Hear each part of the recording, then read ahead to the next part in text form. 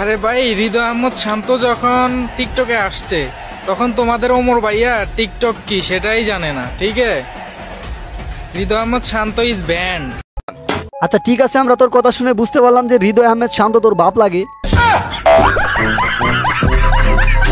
এখন এই যে আমি হৃদয় আহমেদ শান্ত আর এই ছেলের বাপ ছেলে বানায় দিছি, এই জন্য দেখবা যে কিছু কিছু পোলাপান কমেন্টে এসে বলবে কেউ কারো পক্ষে কথা বললে কি সে তার বাপ হয়ে যায়। দেখো গাইস, এটা আমিও মানি যে কেউ কারো পক্ষে কথা বললেই সে তার বাপ হয়ে যায় না, কিন্তু কোনো কারণ ছাড়া কোনো লজিক ছাড়া এক পাবলিক ফিগারের সাথে আরেক পাবলিক ফিগারে কম্পেয়ার করে সোশ্যাল মিডিয়ার মধ্যে গ্যাঞ্জাম লাগিয়ে দিলে ঠিকই বাপ ছেলে হয়। উদাহরণ হিসেবে আপনারা ধরে নিতে পারেন যে এই ছেলে হুদায় ওমর অন ফায়ারের সাথে হৃদয় আহমেদ শান্তর কম্পেয়ার করে টিকটকে গ্যাঞ্জাম লাগাই দেওয়ার কারণে সে এখন হয়ে গেছে হৃদয় আহমেদ শান্তর ছেলে।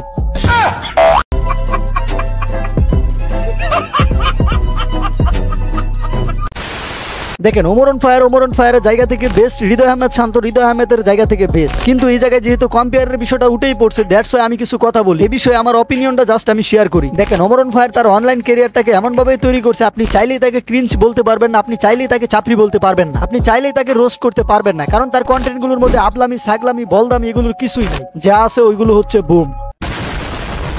আর আপনি মানেন অথবা না মানেন, Omar on fire only one piece. আবার অন্যদিকে আপনি যদি হৃদয় আহমেদ শান্তর কথা চিন্তা করেন, তাহলে দেখবেন যে সে আগে মেয়েদেরকে নিয়ে ভিডিও বানাইতো, যেটাকে ওয়ান কাইন্ড অফ মার্কেটিং বলা যায়, আর সেই হৃদয় নাকি এখন ব্র্যান্ড, এমনটাই দাবি করতেছে এক বন্ড টিকটকার।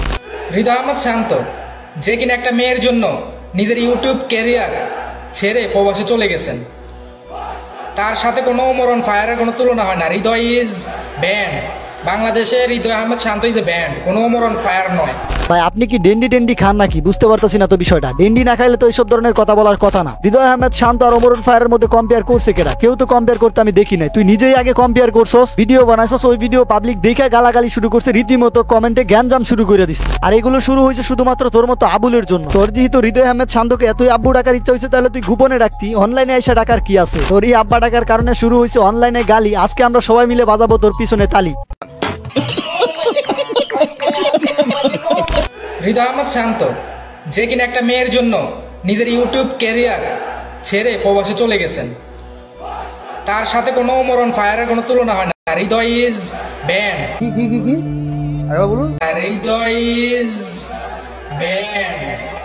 ভাই আগে তুই ব্র্যান্ড আর ব্যানের মধ্যে পার্থক্যটা কি সেটা আগে জেনে নাই, তারপরে টিকটক বানা। গাইস, সারা জীবন শুনে আসছি যে টিকটকারদের মাথার মধ্যে গু ছাড়া আর কিছুই নাই। আজকে এটার প্রমাণ পাইলাম যে টিকটকারদের মাথার মধ্যে আসলেই কিছু নাই, শুধু গু আর গু।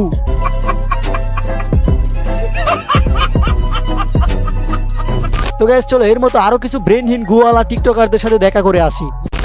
ওকে,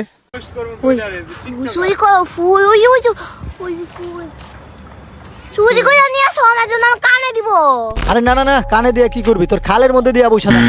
গাইস কি ডিস্টার্বিং একটা ভয়েস, এটার ভয়েস শুনলে মেজাজটা খারাপ হয়ে যায়। এমনিতে কিন্তু তার ভয়েস এতটাও খারাপ না, আমি দেখছি তো তার একটা ভিডিওতে, তার ভয়েসটা অনেক সুন্দর। সেই এটারে এমন বানাইছে, সিনালের ঘরে সিনাল।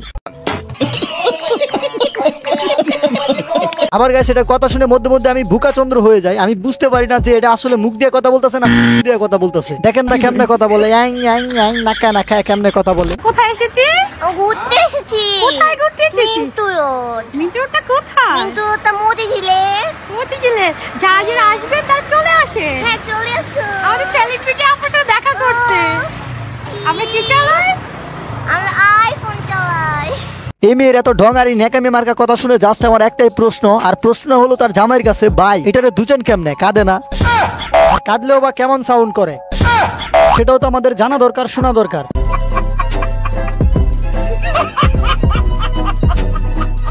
তো যাই হোক গাইস, এই ছিল আজকের ভিডিও। দেখা হচ্ছে নেক্সট ভিডিওতে। নেক্সট তোমরা কাকে নিয়ে রোস্ট ভিডিও চাও সেটা অবশ্যই কমেন্টে জানাই দিবা। Bye bye.